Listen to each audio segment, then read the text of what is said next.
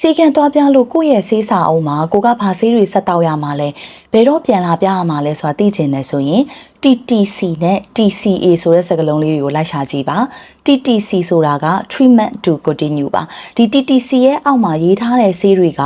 ကိုဆက်တောက်ရမယ့်ဆေးတွေဖြစ်ပြီးတော့ TCA ဆိုတာက to come again ပါ to come again ဆိုတာပြန်လာပြပေါ့နော်တကယ်လို့ TCA မှာဆရာမတို့1 month လို့ရေးထားတယ်ဆိုရင်เนาะတလနေရင်ပြန်လာပြရမှာဖြစ်ပြီးတော့10 days လို့ရေးထားရဲဆိုရင်တော့10ရက်နေရင်ပြန်လာပြရမှာပဲဖြစ်ပါတယ်တကယ်လို့ TTC ရဲ့အောက်မှာ CSTH လို့ရေးထားရဲဆိုရင်သူက continue same treatment ကိုပြောတာပဲဖြစ်ပါတယ်ဒါကတော့ကိုအရင်တောက်နေကြဆေးတွေပဲဆရာဝန်ကဘာဆေးမှအပြောင်းလဲလုပ်မပေးလိုက်ဘူးဒီဆေးတွေကိုပဲပုံမှန်အတိုင်းဆက်တောက်ပါလို့ပြောတာပဲဖြစ်ပါတယ်ဒီ TTC ရဲ့အောက်မှာပဲဆရာဝန်တွေကဆေးကိုညွှန်းတဲ့အခါမှာ OD, BD, TDS, QID ဆိုတဲ့စကားလုံးလေးတွေကိုသိဖို့လိုပါတယ်OD ဆိုတာ once a day ပါတနေ့ကိုတစ်ချိန်တောက်ရမှာပါ BD ဆိုတာ twice a day ပါတနေ့ကို2ချိန်တောက်ရမှာပါ TDS ဆိုတာကကြတော့3 times a day ပါတနေ့ကို3ချိန်တောက်ရမှာပါ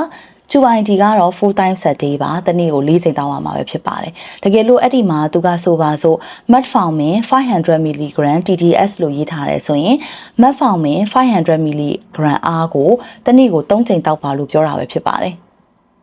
ဒါဆိုရင်တော့ကိုကအကြမ်းမြင်ကိုရဲ့ဆေးစာအုပ်မှာပေါ့နော်ဆရာဝန်ကဘာဆေးတွေတောက်ခိုင်းလိုက်တာလဲဘယ်တော့ပြန်လာပြရမှာလဲဆိုတာကိုတော့အကြမ်းမြင်နားလည်သွားပြီပဲထင်ပါတယ်အားလုံးကိုကျေးဇူးတင်ပါတယ်ရှင်ကျွန်မဒေါက်တာ Grace ပါ